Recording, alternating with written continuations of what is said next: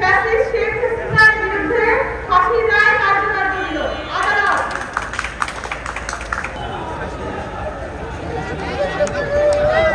জল্লাদ ফাঁসি দেখছি, আপনার করতালি দেন, করতালি।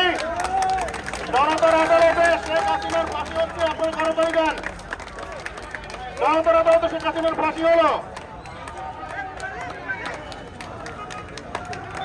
অনুভূতি এই মাত্র খবর এলো, এই মাত্র খবর এলো, এই মাত্র খবর এলো, এই মাত্র খবর এলো, এই মাত্র খবর এলো, এই মাত্র খবর এলো।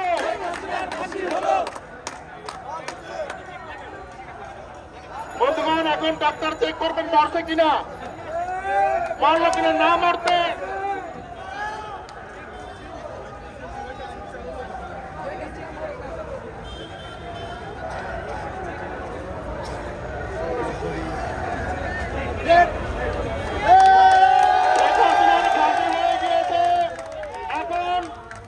কার্যকরের পরে সাংবাদিকদের পক্ষ থেকে কথা বলার জন্য অনুরোধ করছি ইসরাফিল ফরাজি।